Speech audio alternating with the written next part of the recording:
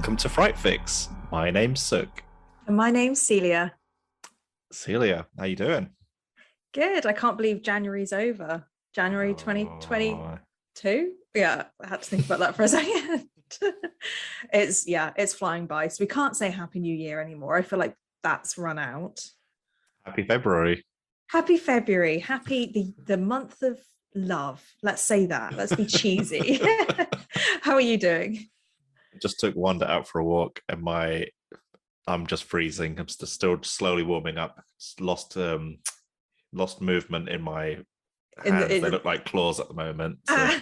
Well, hopefully you'll defrost as we talk, and then by the end you'll be nice and toasty. Hopefully. So this week we're reviewing the 2021 horror The Night House, directed by David Bruckner and starring Rebecca Hall.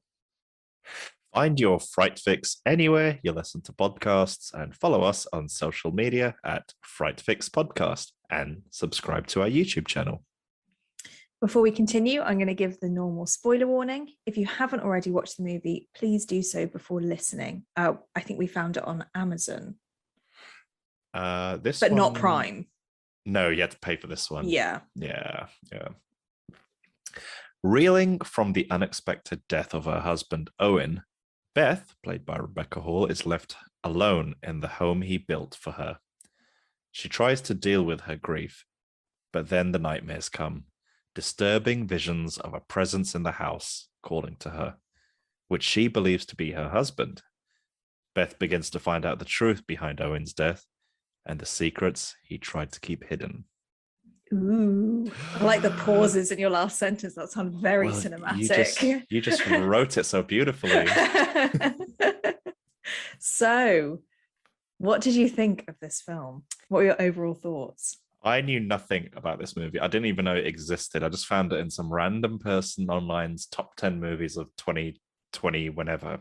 Yeah. So I copied the link, sent it to you immediately or whatever, and said, can we do this movie? And then you were like, yeah, let's do it. And as I scrolled down that person's list, they also listed that crappy movie we didn't like, the one about the lady in the house, the pretty thing in the house, or whatever it's called. Oh no, and that was on the list. Was on the same list. Oh no, it's going to be the same sort of thing. I already was like preparing my apology speech to you.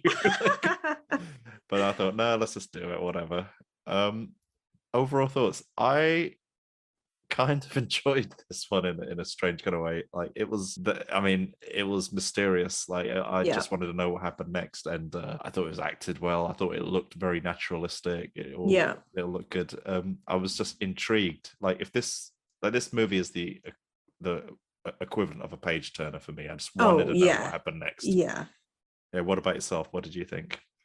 I mean, I think I would probably give it a more positive overall thoughts than you have, in terms of, I mean, I had a really good time with this film. Like you say, I was really interested in what was going to happen next. Yeah. But what I like about this film, and I've said it 100 times before, is I love it when films do something a bit different. And this narrative, I've never really seen before. No. And they do things which you think, oh, that's quite cool. You know, like creating a house that's backwards and trying to, like, the whole idea that he was trying to deceive the entity in the house to think that he'd got his wife. You know, there are so many bits in this film where I was like, ooh, that's kind of cool. Yes, you know, they were. Absolutely, yeah. And that just, and I you know, I am the sort of person that I can get distracted quite easily when I'm watching a film, but I couldn't really get distracted while I was watching this because I think the pace is really good and the acting is really good. Yeah. And it's an amazing feat of tension building. And yes, you know, it really does build some tension. And I'll go on to something I don't like about that. But overall, it is genuinely terrifying to think what could happen next, because you kind of don't know. And I also love films that do detective narratives where someone's trying to figure out what's going on. Yeah, you putting know, the pieces together. And it all starts slotting into place. Because it's the same with Sinister, I think. I said the same thing, where he's trying to figure out what is happening in the house. And he turns into this detective and you're following his story. Yeah. So, yeah, overall, I thought it was gripping. It was interesting. It was different. And, you know, when I was watching the trailer that you sent through, I had an idea of what the ending could be, but it was much more in depth and, you know, different than what I thought. So yeah, I think that's kind of the overall for me. Yeah, because I didn't watch the trailer before watching this. I think I sent you the IMDb link or something. Yeah. Just to get your kind of seal of approval on if we should do this or not. And because I hate the thing with these horror movies is anytime we've reviewed something and I have watched the trailer, it spoils the entire movie for me. So I just make a point of it, like, to not watch it. I mean, the only thing about the trailer that I saw was it actually looked a lot scarier than it turned out to be. Like all of the scariest bits they put into the trailer. Sure. So, and there is a lot of this film which is more tension building than it is jump scares and things like that. It's only really in the last few minutes that you get, you know, proper horror. Yeah. So it looked really scary, but it didn't give too much away, so it was fine. And I don't usually do, you know, watch the trailers, but I thought, you know, I have no idea. Like you said, I'd never heard of this film. No. But yeah. So what did you think of the performances and the casting choices? Well, I mean, this film is basically just Rebecca Hall, and she, you know, there are a few, you know, extra characters, supporting characters, but I thought she was incredible. I thought she was really, really good. And, you know, she does this kind of grief narrative in such a real way. Like she starts off coming in from the funeral of her husband, and she doesn't cry. She's not weeping over photos of him. She drinks wine or whiskey or what, I can't remember. Brandy, I think it was. Brandy, yeah. She turns music up really loud. And, you know, you can tell that that's her trying to process it. And you only really see, I think there's a scene later on where she starts to cry and she sobs and sobs and sobs. And it's almost like, oh, I've been watching this character try and deal with grief for the whole time. And you just get the way that it's written and the way that she acts it. I really liked it. I really liked the way that she portrayed it. And also, you know, she's also losing her grip on sanity as well at the same time. And she does both of those things, I think, very, very well. I just really liked her. I think there's so much I could say about her. I kept watching and saying, if this was an actress that didn't really give as much to the role, I don't think I would have liked this film as much as I did. I think she was the pinpoint for me, for me to say I was gripped. And when one actress or actor can do that, I think that makes them, you know, really good in my eyes. What about you?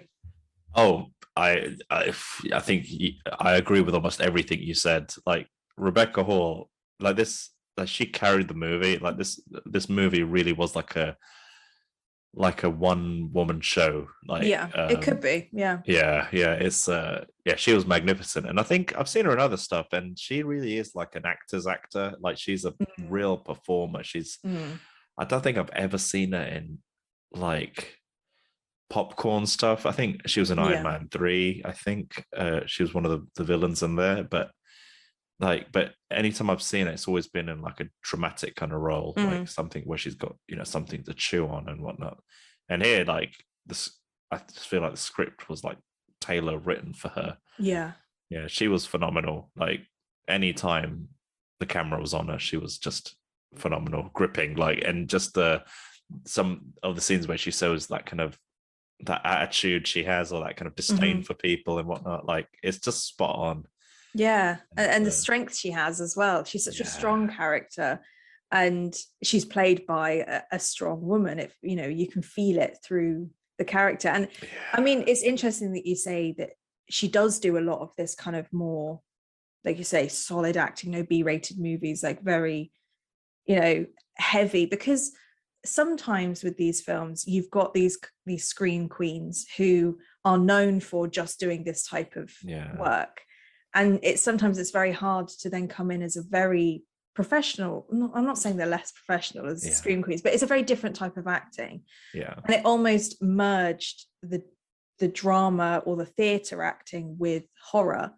And it just gives a horror film the depth when you have a leading person who can do both.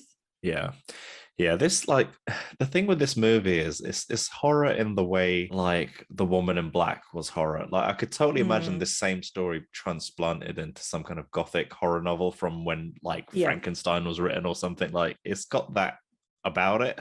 Yeah. Like, it's not kind of horror in the way Insidious or Sinister or Conjuring are. Like, it's there's some kind of, I don't want to say prestige around it, but there's something. I can imagine the script being a leather-bound book, like some kind of gothic horror novel almost. Yeah, that's a really good description, actually. I think the whole, because when you couple the acting with, I don't know about you, but I thought the setting was brilliant, and just the whole general feel of the film felt very, I don't know what the word is either. It's not classy, but it is like, there's something about it that it's, it has some gravitas to it. Gravitas. Maybe that's the word. I don't know.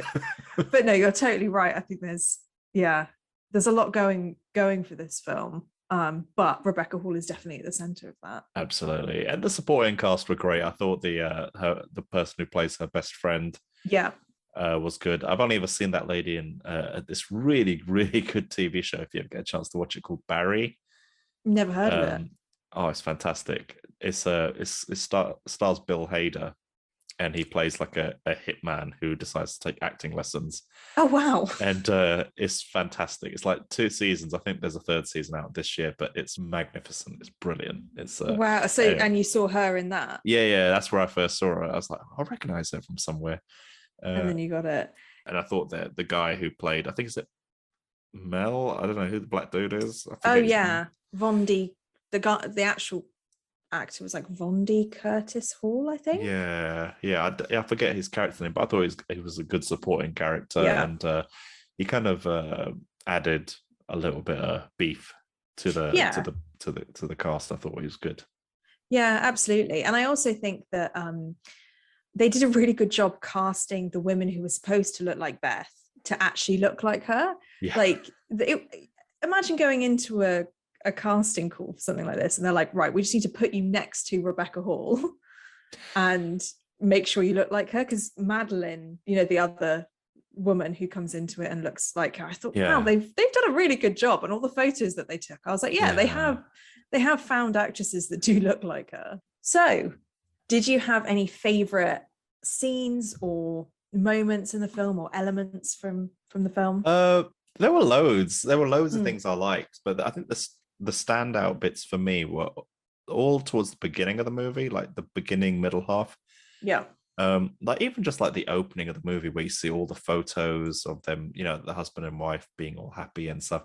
And then you just kind of, like, as the camera pans, it kind of holds on one of the happy photos, and then the door swings open in the background and you see Rebecca Hall's character come in. She's all dressed in black, and it's like, oh, my heart just kind of melted a little bit knowing that she's just put her husband to rest, and she's all alone. She kind of, just the kind of image of her isolated in the home, and she throws, someone gave her some food to take home, and she just threw that all in the bin, and I just kind of like that scene, even though it happened very quickly, there wasn't much there, like, in terms of duration. But I just started like daydreaming. Like, I think I must have paused from, but I started daydreaming, like, if I was in that situation, it's like, I don't think I'm strong. Like, I don't think I'm a strong person. I don't think I could handle being in that situation, like putting like your spouse or boyfriend or girlfriend, like burying them before you. It's like, I almost don't want to be the person that outlives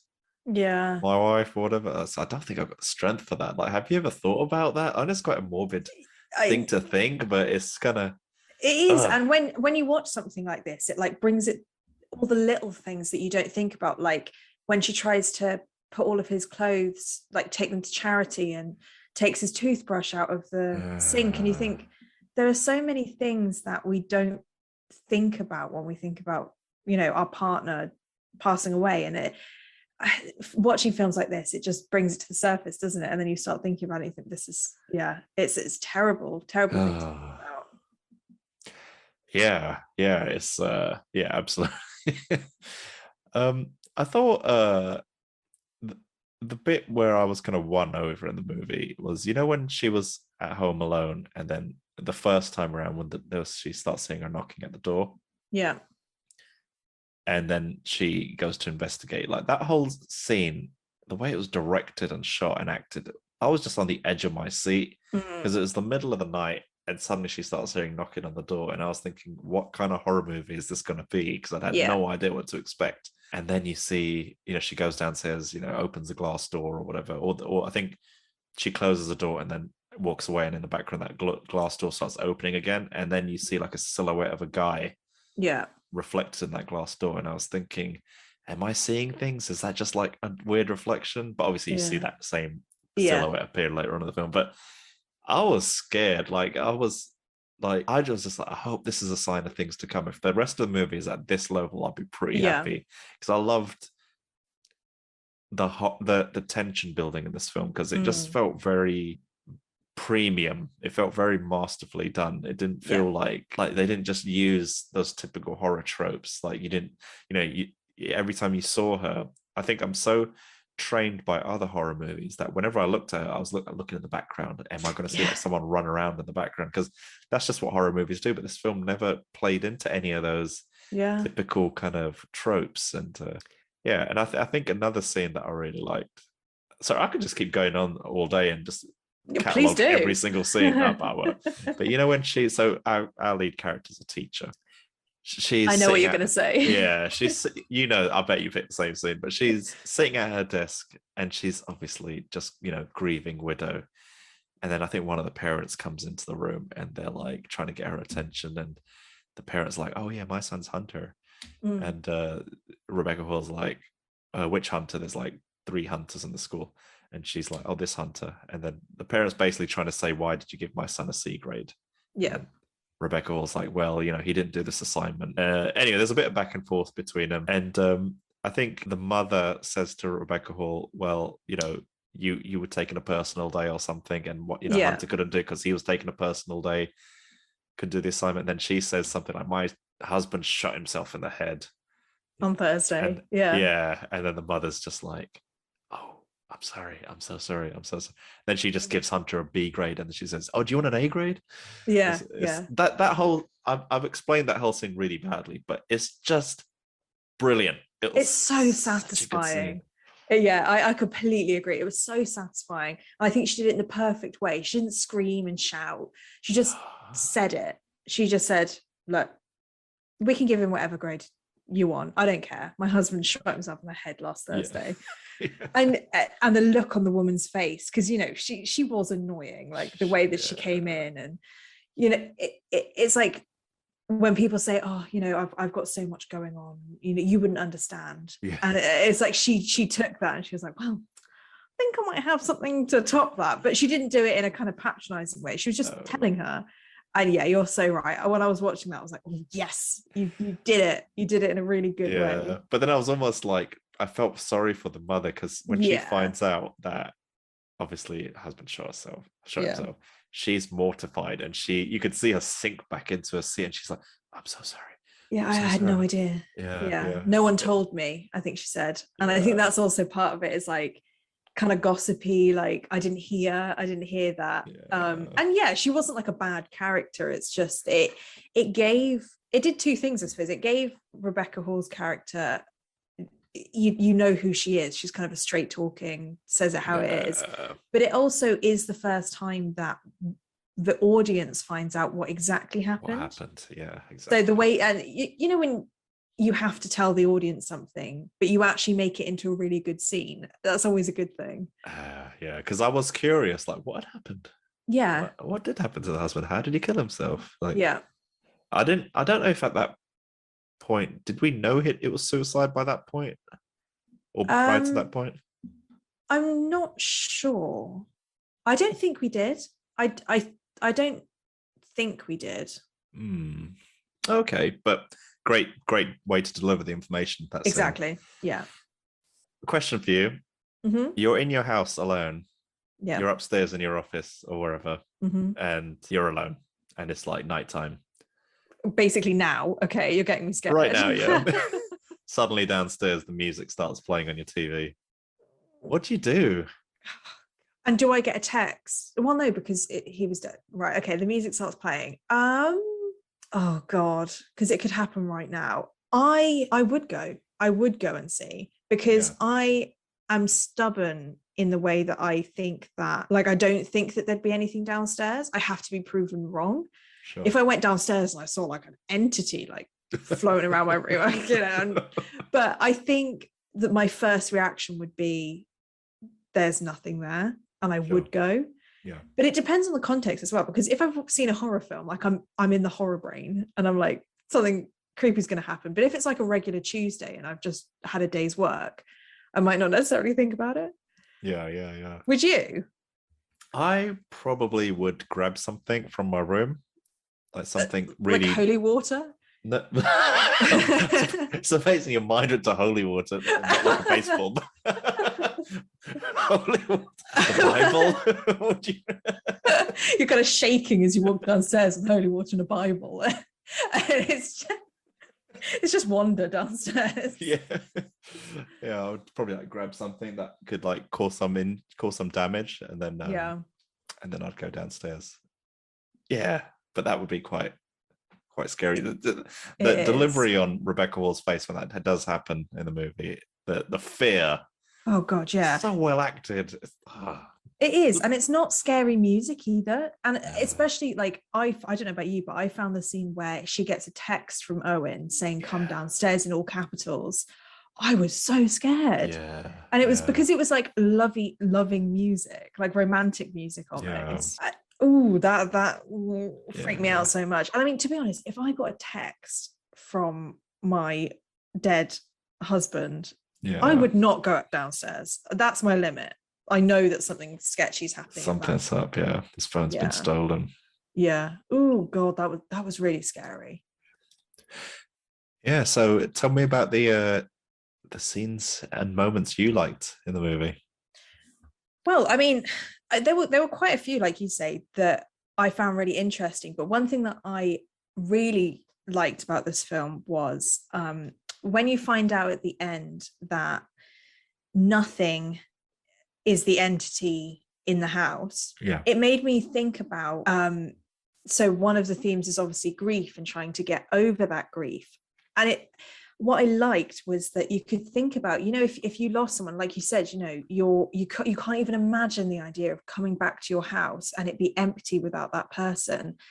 And there's nothing in the house. And that nothingness is what's scary about grief. And I think that's what the film's kind of doing. It's saying that those dark corners in your house where there's nothing, the rooms where there's nothing in it is what makes it scary, because you've lost someone. And so I just think that idea is really interesting. And the way that they use the house, they've got large windows and they've got dimly lit corners. And like you say, the music and everything, nothing is terrifying. Like having nothing there is terrifying.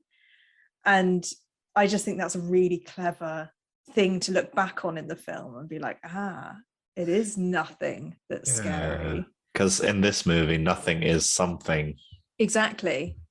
And nothing is the thing that's scary. And if you stripped out the supernatural element of it and you just said that this was a film about grief, it's the same thing. Like having nothing in your house is really scary because you're not with that person anymore.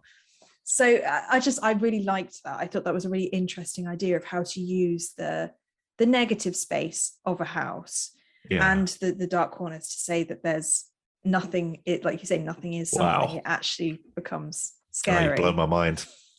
I really like that, and I loved the way that they use. And it's really, I tried to describe this to my mum, and she couldn't get it. So I think you have to watch the film. But the way that they use the edges of the doorways and the windows to make faces. Yes. It's really hard to describe unless you've seen the film, of like the camera will pan and suddenly there's like a face and then it goes away because of the corners of the doors and things. Yeah, so as that you catch the profile of household items at a certain angle, they could create the appearance of a person there. Of a but person. It's just the edges and profiles of household objects. Exactly. And the camera carries on moving and then disappears because the angles change. Like there's one bit which is really obviously a person, is when there's like a bollard or something in the basement, and you can see the profile of the face. And he's right there, like it's there, and then it's gone. And it's not like a dark figure in the corner of the room like you see in lots of horror films. It's literally the house. And so I thought that was really cool that they actually used the space of the house to make those the scary moments. I really, really loved the visual effects that they used when Beth is hugging or touching what she thought was Owen. Oh, the invisible man. Yeah, you know, as she presses, there's a bit, so the first bit is where she puts her hand out towards the camera. Yeah. And she must be pressing on glass. I was thinking that, Yeah, because you can see the edges of her fingertips, like feel something. And then you see something running up her arm, and there's actually like indents in her arm from where someone's like touching her. And the way that they did that, I thought was really, really cool, because you actually see the effects of that on her body. And then when he says, "I'm not Owen," which I knew was going to happen, but you know, it's like, oh, that was so creepy. Because like there's a part of you that thinks maybe it is Owen, and then it ends up not being. And it's I like that bit. But yeah, I mean, that was kind of the thing that I liked the most about it, was the house and the way that they made nothingness into something. But I also just really liked the story, the idea of a husband who is trying to save his wife from an evil entity by tricking it into thinking that it's already got her by killing other women in her place, and creating this house which is the opposite, and the idea that an entity could be tricked in that way. All of that I just thought was like really cool. It was a really interesting idea. Because the entity wanted Rebecca Hall to die, so her ghost or spirit could be with her, with the entity again. Yeah, because it's almost like I kind of thought of Final Destination, you know, where it's like you trick death, so you have to die. So she died for like a minute or something when she was younger, and that was when that entity thought it had her, and then when she comes back to life, it thinks that it's owed her life. So it carries on following her. It's a really interesting concept of being followed by nothing. So those are my favorite bits, I think. So on the flip side, what did you not like about the movie, if there was anything you don't like about the movie? I mean, I'm sensing that we have quite similar ideas of what we didn't like, but I'll see what you say. I'm not going to put words in your mouth. I'm interested which way this goes. I mean, the big thing is that this is great tension building, but as a horror fanatic, I did want a little bit more like at the end of that tension, because there's a lot of times where she's in these dreams which are really scary, but then she wakes up and it's like not scary anymore. It's like I think it's only the last 20 minutes where everything breaks loose and it's just hell in that house. But throughout, the really scary moments are kind of dreams. And it sometimes takes away from the horror of it when she wakes up and it's back to normal, you know? And so I wanted a little bit more of those scares early on, because you are so gripped with like, oh, what's going to happen, and then it doesn't happen. And just having that a little bit further throughout the film, I think would have been like really, it would make this more of like and also because I'd seen the trailer and it looked terrifying. I was expecting every time that tension built for it to end in something really terrifying, and sometimes it doesn't. But I mean, the only other thing, and I don't want to toot my own horn, but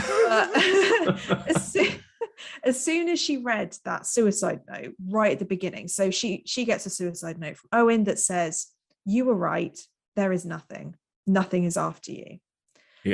I knew what that meant straight away. Oh, did you? Yeah, I knew that it was nothing is after you, not nothing is after you. Like, oh, okay. So I don't know. Yeah, I knew from that point, I was like, okay, well, something is after her, and that she knew about it is what I thought. And so part of me was like, I kind of wish that they made that a little bit more subtle, because for me, I was just waiting for the point where they say what the thing is that's after her. That's a shame. Like I didn't twig at all. Like it probably because I didn't watch the trailer, so it's or maybe you're just like way smarter than I am at this kind of stuff. No, it's definitely not that. I just think it's whenever I see something like that, I'm like, okay, this obviously means something like different from what she thinks it does. And then if you read it again, it's like, okay, nothing is after you. Right. Nothing is after you.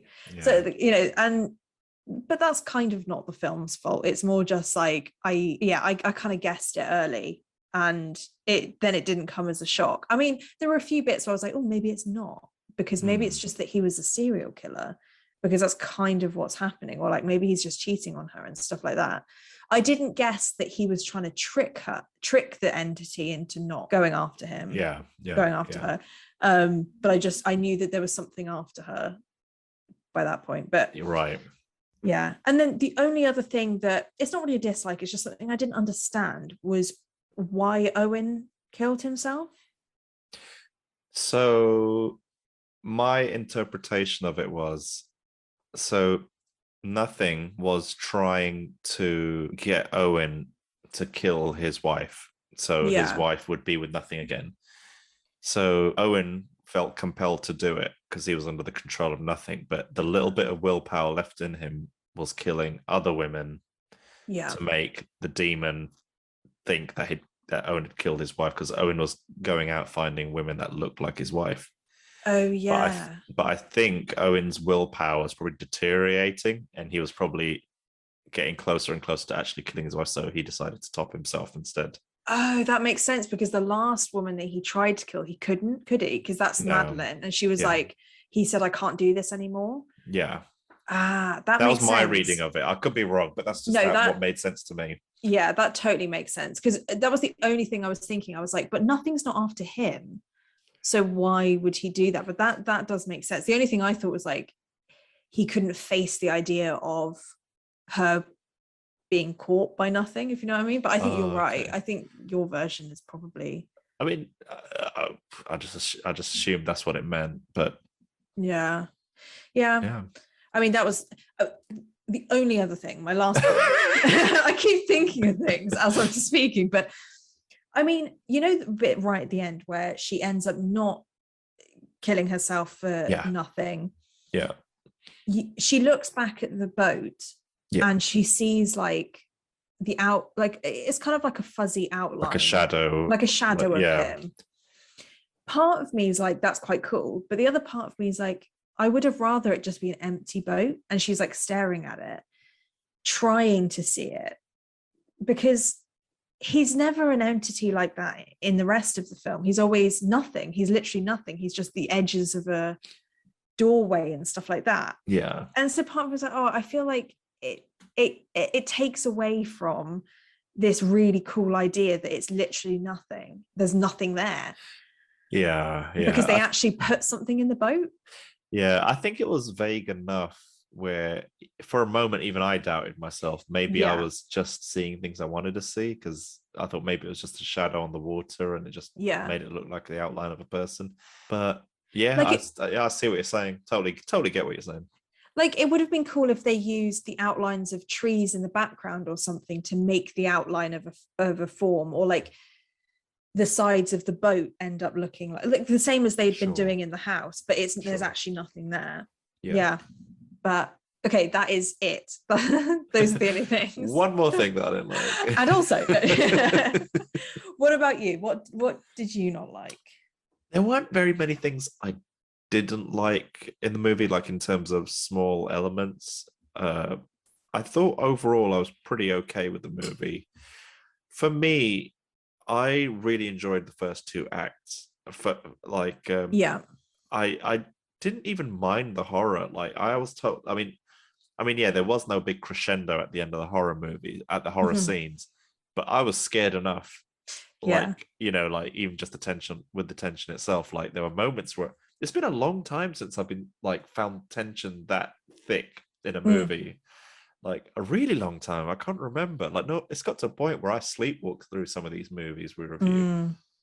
Yeah. And but this one I felt it a little bit. But for me, like I think I got so caught up in the whole detective element of this movie and the mystery and the uncovering of what's going on that I think the ending kind of had the opposite effect on me, really. Like, the whole thing about the entire thing's kind of the entire plot is essentially driven by this kind of malevolent demon entity type thing. And I think for me, that's where I was kind of, I don't know, I kind of disengaged from the movie a little bit. Because, like, say something with a Conjuring, from the get-go, you kind of know there's a ghost involved and the ghost is doing X, Y, and Z. But with this movie, almost everything up until the end, or towards the third act, like, I could believe if it was just her going crazy.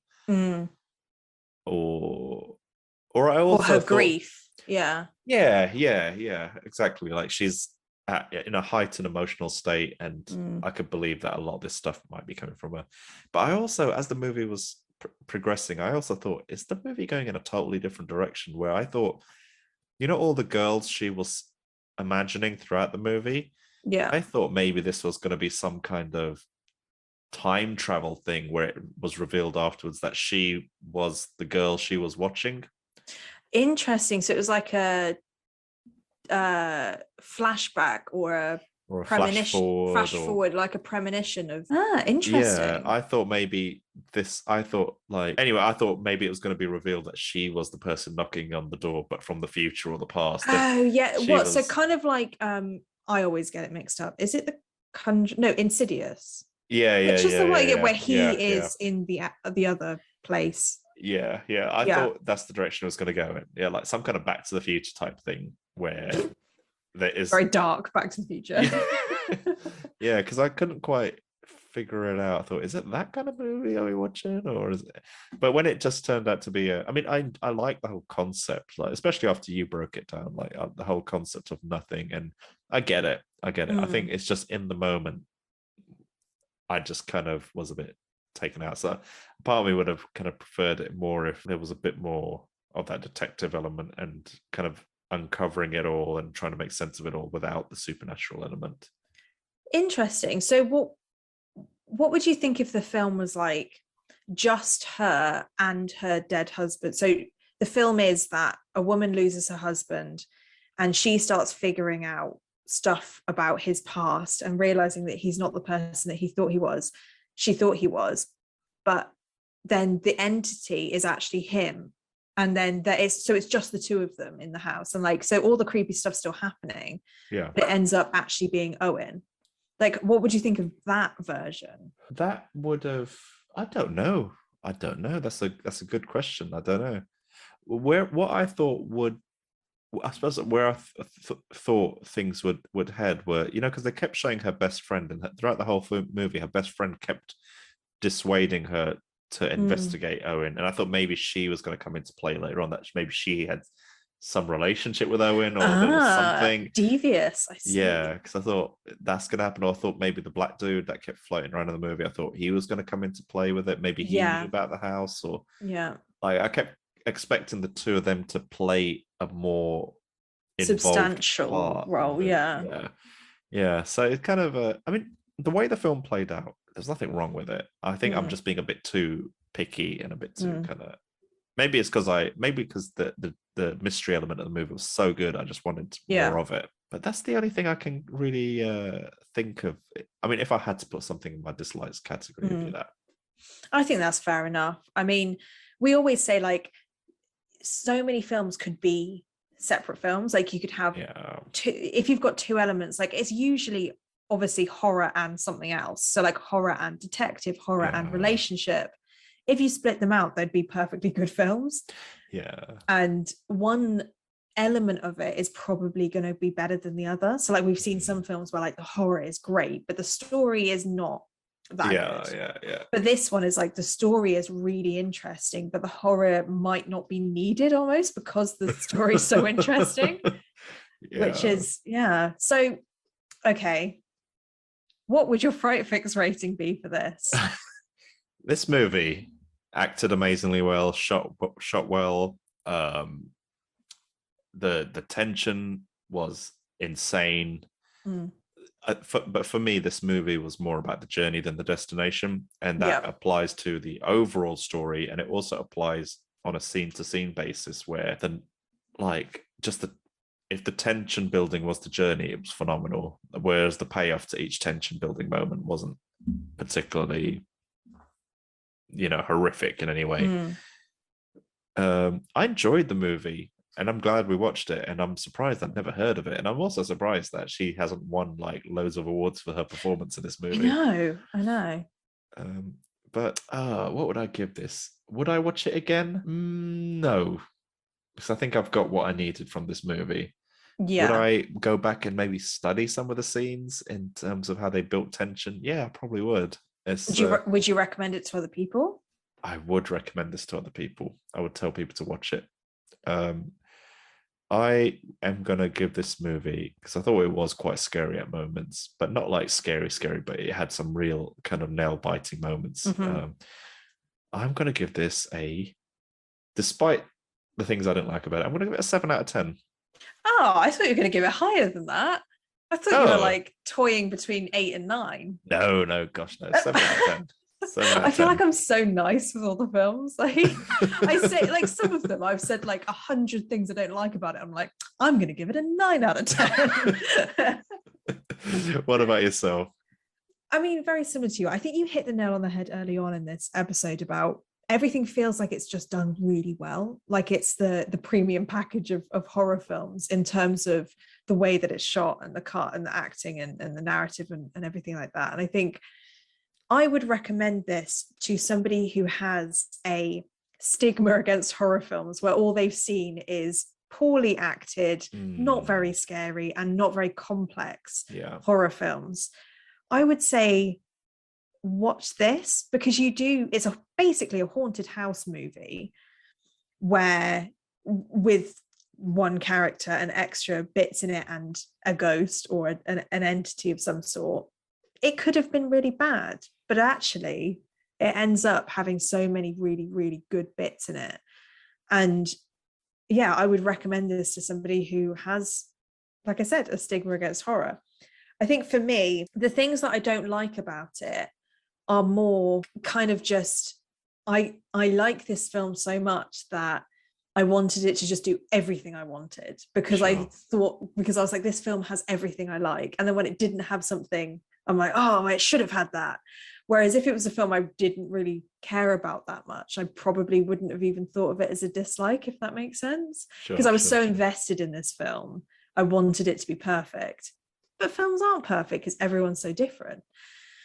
So I think, I had such a good time with this film. It was scary. I was genuinely scared. Yeah. Like I didn't know if you were going to be, and I'm glad you were. Because I definitely was. Yeah. I feel like sometimes you're so much more brave than I am when it comes to these films. I don't know about that. They're terrifying. I hated this bit.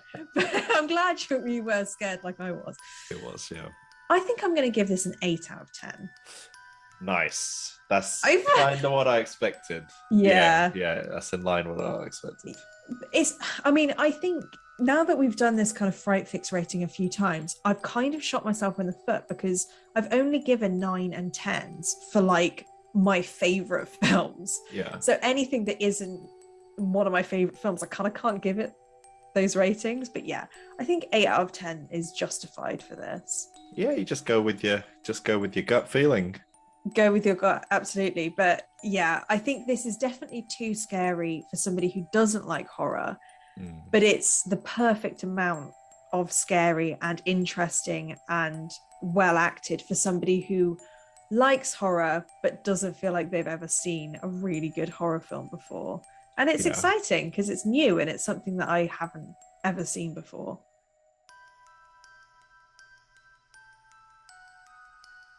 We hope you enjoyed this week's Fright Fix. Join us next week as we explore a new horror film. If you have any suggestions of movies you want us to cover, contact us on Instagram or Twitter, or you can email us at podcast@frightfix.com. See you next time.